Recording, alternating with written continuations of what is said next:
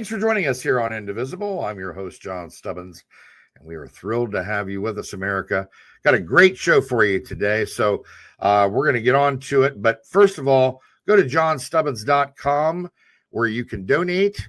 You can get involved with our projects, our documentaries, one of which is American Anarchy, which goes over the entire Russia hoax dating to today. And you couldn't come up with a better title, American Anarchy. If you want to invest, you can also invest. Just send me an email. Again, go to johnstubbins.com where you can do that. You can also try our brand new coffee line, Pledge of Allegiance coffee line, where you can get amazing coffee. We choose only the best top crop beans in all of the world. So I think that you will find these bags of coffee interesting. You can get them ground, you can get them whole bean. We'll send them right to your door.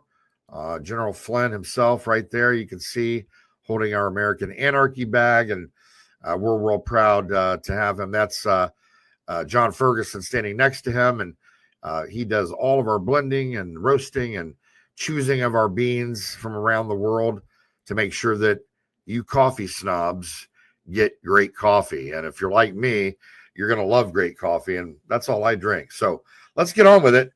First of all, I want to discuss real quickly, because it's been nonstop in the news, and I'm sure you've seen it. We've got ICE struggling in different cities to get assistance. These are sanctuary cities, woke states a lot of the time, and we've had it. The American public voted for Donald J. Trump as president of the United States, and we want the illegals out. That's number one. So all these people that are interfering, we need to start putting them in jail. We need to start prosecuting them. And I don't mean anybody gets no deals. Nobody gets off scot-free anymore. The hammer's got to come down, and people need to learn that there are consequences for their actions. And right now, we're not seeing that, especially in these sanctuary cities where people are doing all kinds of things. With the guns firing, burning, throwing rocks, sticks, you name it. You know, last week we had the vehicle that was bumped into trying to corner in and block in ICE agents. This is absurd. It's not sustainable. This is not who we are. And it's time to either put up or shut up when it comes to law and order. We're either going to be a country that has law and order, or we're not. And if we're not, then everybody can play by the same rules. It's going to be the Wild West. But I've had it, and I know that a lot of other people have had it. So it's time to crack the hammer and no more nonsense. And by the way, this also applies because I know that President Trump has identified Antifa as a domestic terror organization. The same needs to happen with BLM. The exact same. They're doing a lot of damage in this country, and a lot of it's race-related and hate-related, and it needs to be dealt with, and it has to stop. People are getting hurt, killed, murdered, assaulted, and it's got to end. So no more deals, no more letting them walk free, no bail. If the feds need to come into these cities and make law and order happen, then so be it. Drive these people out. And by the way, the Southern Poverty Law Center, I was glad to see in the news, I think it was a week or two ago, that they've been excluded from the go-to list as far as this country goes. They have been a racist organization for a long time, and I'm glad to see that they're on their way out the door. Now, that being said, there is something else I wanted to talk about, and you're going to hear me talking about it a lot more over the coming weeks and months. The fiasco with MMTLP, which everybody should be familiar with, is ongoing, and I started investigating this about a month ago, and I've slowly been working my way into it because of the fact that we have 10 other investigations going on, including the Adam Schiff investigation, the Russia hoax, the border situation, obviously human trafficking, and so many other things, including big tech and Act Blue, which is high on my radar right now as well. So I want to read this to you. This came to me this morning. There was a new court filing that confirms that Schwab, TD Ameritrade, TradeStation, Thinkorswim, and NASDAQ have turned over Meta Materials stock trading data.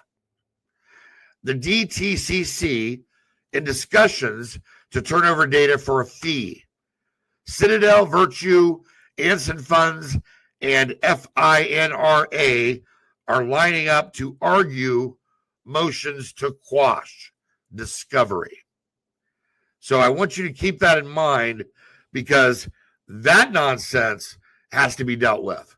And that's a new investigation that we've taken on, and we're not going to let it go. We're going to get to the bottom of this. And of course, we know that President Trump is aware of the situation, but we need all of you to be aware of the situation. So Google TLP. Google MMTLP and inform yourselves, get some information on it so you know exactly what we're talking about here. It's not good, folks. Look, we're going to take a quick commercial break, and we'll be right back.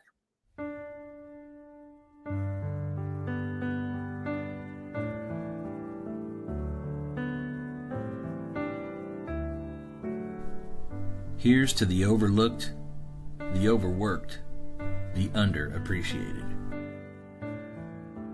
Here's to the fighters to preserve our freedom, our liberty, our rights, our faith.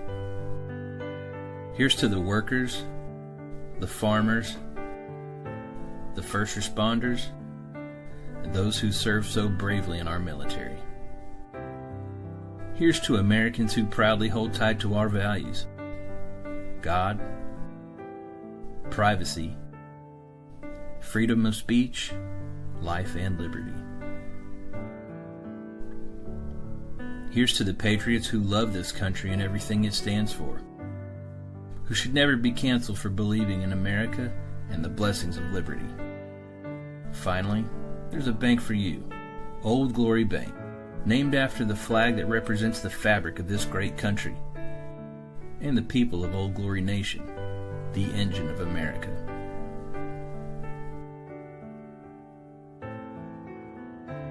Now you have a bank that values your values. Now you have a bank that stands with you, no matter where you stand. Old Glory Bank. We stand with you. Member FDIC. Equal housing lender. We've got a great show today. I've got an amazing guest. And before we get into this, I want to read an excerpt from his book. Let me just start here. Frank Meyer devised the blueprint for American conservatism, fusionism, championed by Barry Goldwater, Ronald Reagan, and so many to this day.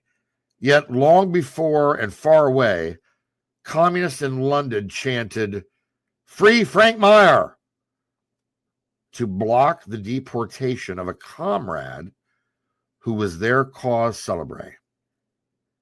Those fervent Marxists could never have predicted that their hero would one day provide the intellectual energy necessary to propel conservatives to political power. The man who invented conservatism unveils one of the 20th century's great untold stories. A communist who turned conservative, an anti-war activist turned soldier, and a free love enthusiast turned family man, whose big idea captured the American right. This intellectual migration coincided with the clandestine affair inside 10 Downing Street. Service as a lieutenant to the man who later constructed the Berlin Wall, and neighborly chats with the pop star and poet celebrity next door. Present at the creation of National Review, Meyer helped launch Joan Didion's writing career. From H.G. Wells to Henry Kissinger to Milton Friedman, he rubbed shoulders with everyone who mattered.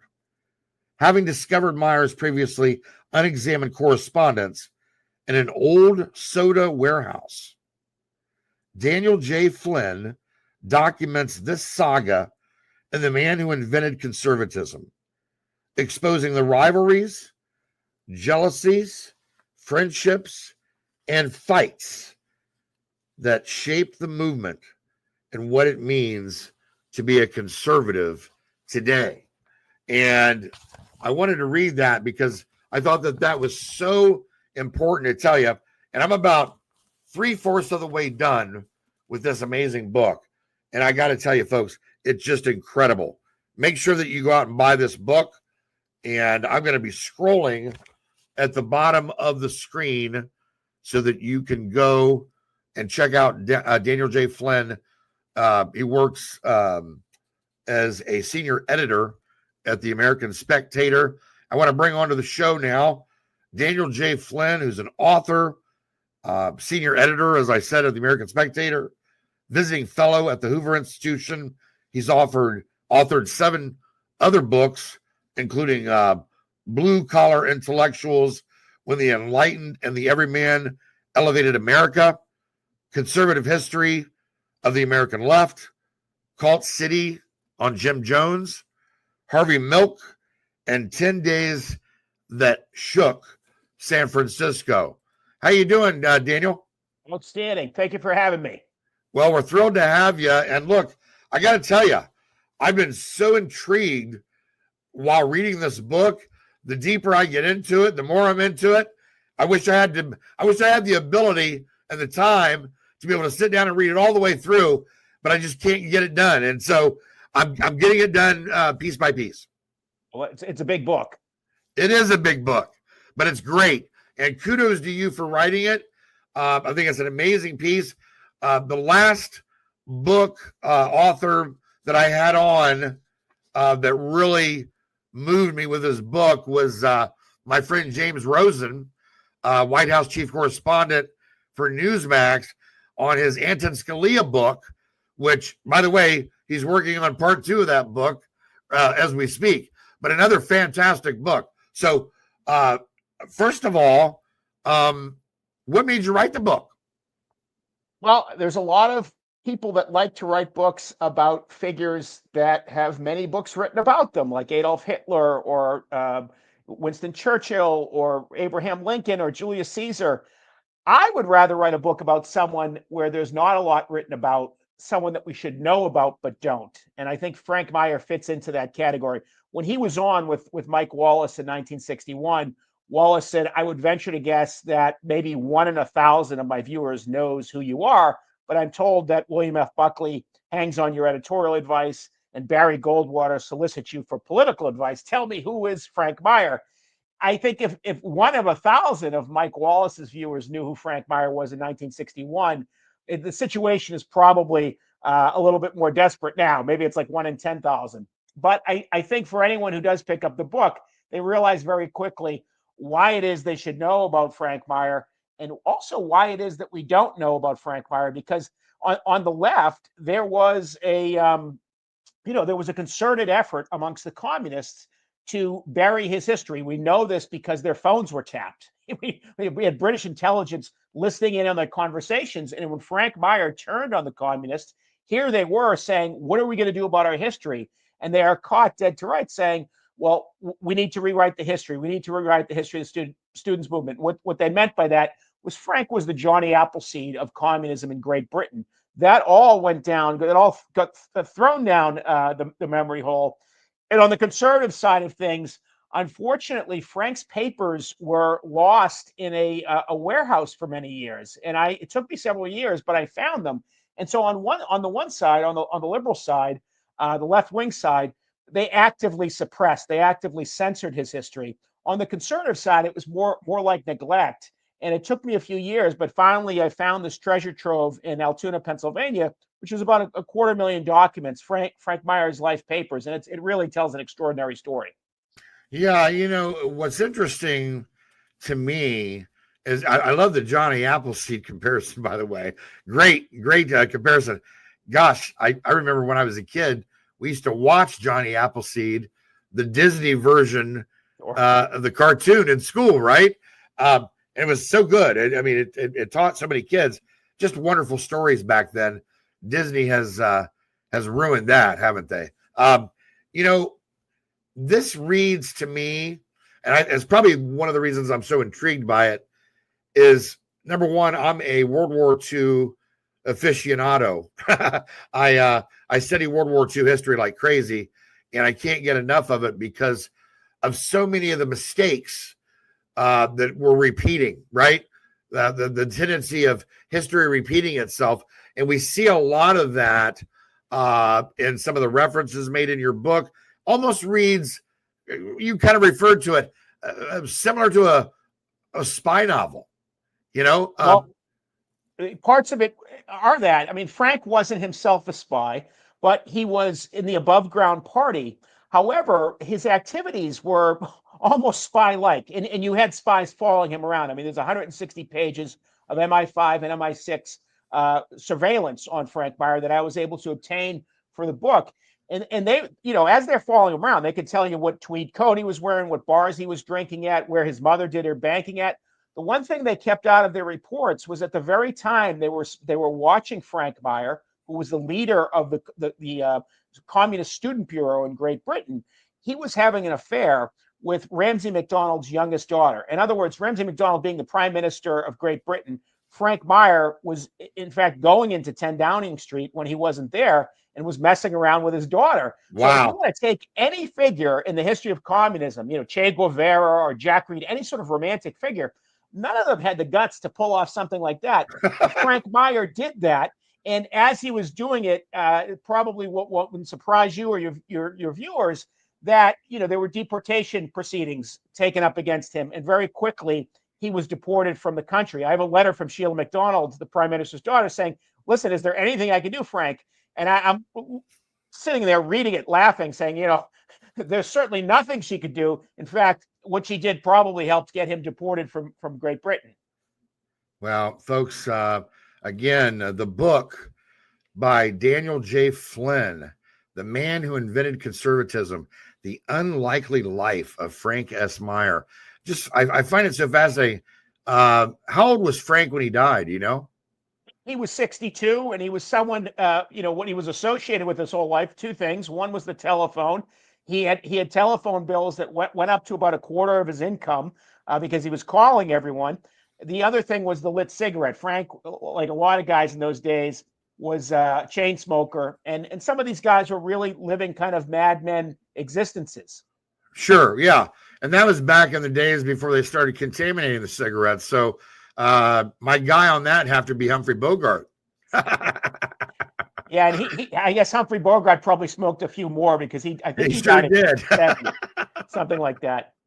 Yeah, no, there's a rich history there. It's I find it fascinating, and it is a big book. Look, there's no doubt about it, but it's a great read, and it reads smooth and easy. And before you know it, you're done with half the book.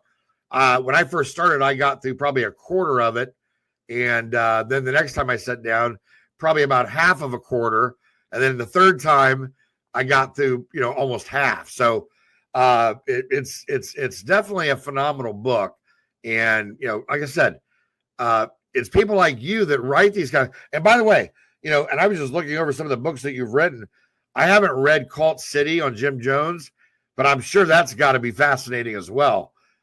Jim Jones, that guy, wow, Well, it's funny, Jim Jones had a cult, and in a big way, Frank Meyer belonged to a political cult, which was the Communist Party. And it wasn't until, you bring up World War II earlier, it wasn't until he became a soldier and started training. He started meeting the plumbers and bricklayers and industrial workers, and he thought, these were not the proletariat that Marx had described. He started to have second thoughts. That culminates with him leaving the Communist Party in 1945, And he testifies that the longest, most expensive trial in U.S. history at that point, which is the Smith Act trial in 1949, sends his former comrades to jail, including people like Gus Hall and Eugene Dennis, the leaders of the Communist Party.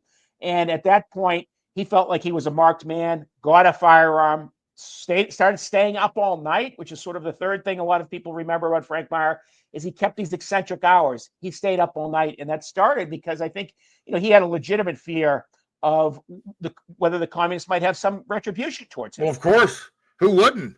You'd be looking over your shoulder all the time, right? I mean, hey, you're burning the candle at both ends at that point, aren't you? Yes, yes, you are. And in Woodstock, of course, even before it had all the connotations. I mean, this is a very left-wing place. There are active communists up there, and so Frank sort of had to start anew up there. And the way he did it, like I said, is with the telephone. Wow, folks! Like I said, this is an amazing read. You definitely want to get it, and we're going to take a quick commercial break, and we'll be right back with an amazing author.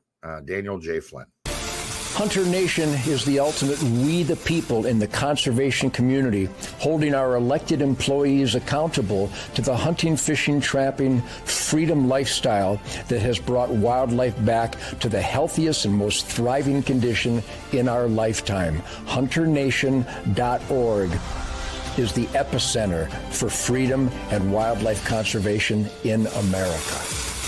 I am Hunter Nation. He was a victim of the unlawful crime. If you don't trust them, you think they'll leave? Greatest civil rights violations in American history. Their investigation. A window into the Trump campaign. Unfortunately, it can happen to anyone.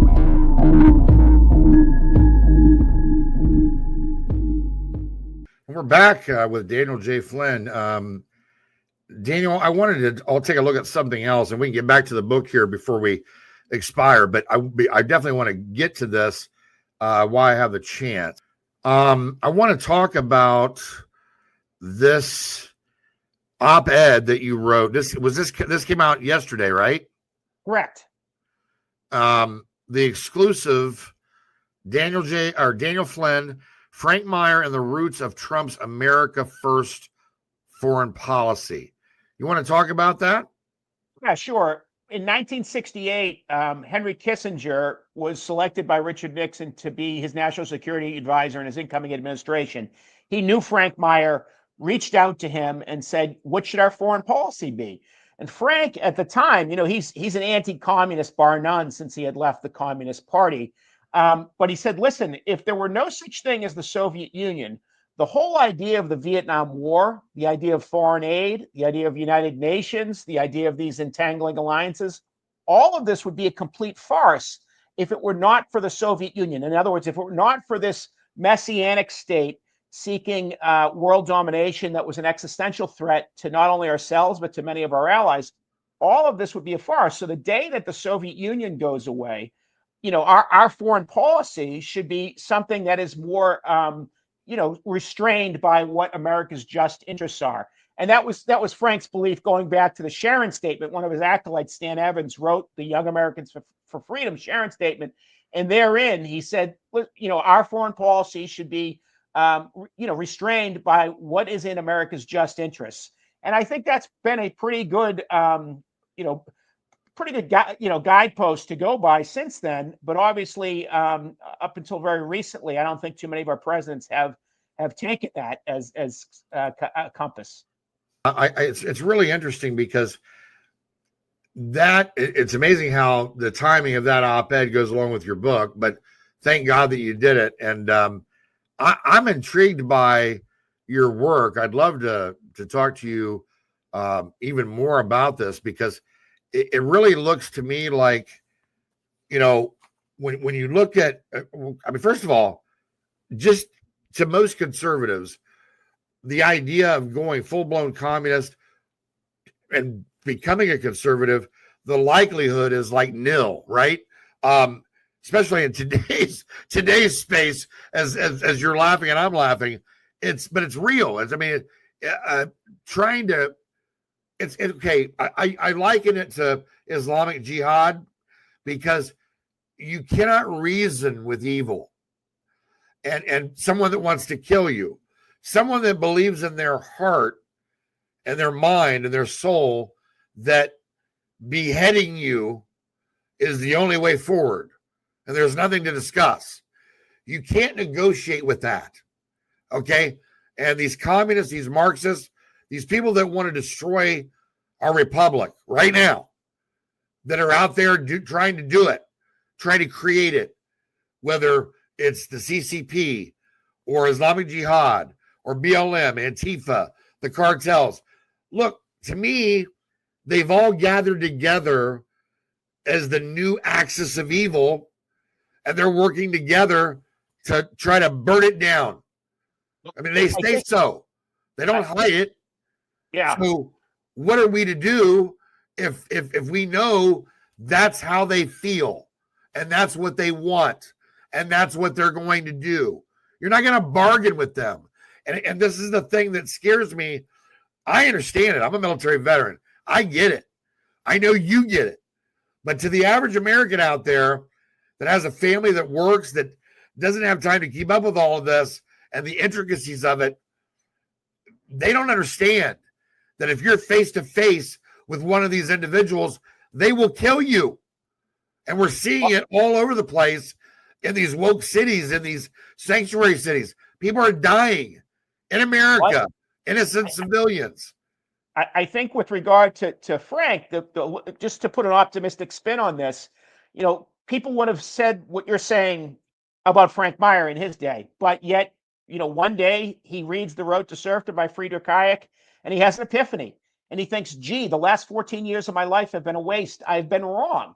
And what I would suggest is that at some point, there's going to be someone, let's say an Antifa person, who realizes, oh, gee, what if I was wrong? I mean, it sounds crazy to contemplate, but some of these people, there's gonna be epiphanies coming, and that epiphany came for Frank Meyer, and what he did was absolutely remarkable after that. I mean, he's one of the founders of the American Conservative Union, the Philadelphia Society. He's president at the creation of National Review, the Conservative Party of New York, Young Americans for Freedom.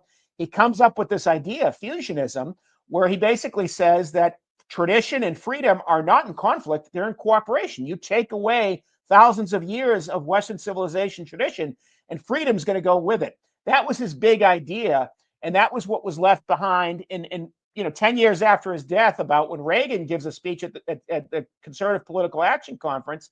He starts talking about all of the conservative figures that had influence on him, and he stops for an awfully long time on Frank Meyer, because Frank Meyer's conservatism was rooted in the American soil. In other words, if you're a conservative in Great Britain, maybe you're conserving the monarchy, maybe you're conserving the aristocracy. In the United States, what is our tradition? What is our tradition that a conservative would conserve? Well, that's the founding. And whether you're talking about the Declaration of Independence or the Constitution or the Federalist Papers, it all means freedom. And so if you're a conservative in this country, according to Frank Meyer, the tradition that you're going to conserve is freedom. And I think that is something that gets overlooked, I think, by a lot of conservatives today, but it's something that's never going to go away. As long as there's an America, and as long as there's such people as conservatives, they're going to think, what is it that we as Americans, what's unique to us, what's special to us that we're going to conserve? And that's the American founding. Amen. Amen. Folks, again, the book is The Man Who Invented Conservatism, The Unlikely Life of Frank S. Meyer, authored by Daniel J. Flynn, who's been with us. And we're grateful that you took the time to come on the show, brother. That's a good way to end it, because you're absolutely right. You nail it right on the head. And I hope that we can get this mess straightened around, because there's a lot of us out here that are waiting on the worst to happen, and we're ready. We don't want it to have to go there, but again, you're dealing with people that you cannot that you cannot bargain with. You can't negotiate. There is no negotiation as far as they're concerned, right? So when you're dealing with someone like that, that's the kind of enemy that you need to square up, buddy. And you better you better have eyes in the back of your head. You better have backup, because if it comes to that, number one, the country is already in peril right now. I mean, we're walking on thin ice. So God bless you. I appreciate you having me on. Yeah, our pleasure. Hope you'll come back again. What's next? What's next on the agenda? Well, I'm going to be promoting this book for a while, but I have a number of speeches and a number of articles. I have an article out today in the New York Post about Meyer's correspondence with Steve Allen. Steve Allen was the original host of The Tonight Show. Yes. The father of late night television. And instead of being like Jimmy Kimmel, Steve Allen, who was a man of the left, went to Bill Buckley, went to Frank Meyer, went to Barry Goldwater and said, listen, how are we going to, take care of these extremists on both ends and get them to be more responsible. In other words, he wanted to work with them. He didn't do what Jimmy Kimmel did. And the whole point of the article is that Kimmel, both in terms of comedy, but also in terms of his political activism, would have a lot to learn from a guy like Steve Allen. Amen to that. Amen to that. God bless you, Daniel. What a great show. We're going to take a quick commercial break. We'll be right back. Big news, America. Mike is bringing back the pillow offer for just $29.98. They're the softest pillows. They don't go flat. Wash them and dry them as many times as you like, and they still keep their shape. And they're made in America. Mike is offering his premium My Pillows at his lowest price ever. Queen size for $29.98, regularly $69.98. That's a $40 savings. And king size, only $5 more. Go to mypillow.com and enter the promo code INDIVISIBLE for my show, or call 1-800-716-4639 and give them the code INDIVISIBLE for my show, and you're going to get huge savings. Every day they put their lives on the line, in the line of duty, in the line of fire. They're protectors, our armed forces, police, firefighters, and Border Patrol agents. They protect us, so Old Glory Bank is protecting them with Old Glory Protect. It's a $100,000 line of duty death benefit free with an Old Glory Bank account with direct deposit. At Old Glory Bank, we protect those who protect you. Open an account today at oldglorybank.com. We stand with you. Thanks for joining us, America. Great show. Hug your loved ones tonight. Let them know how much you love them and how much you care. And spread the word about patriotism, about a love for America and our republic, and how you want to save it so that we can save being free. God bless you. God bless your families, and God bless America. We'll see you.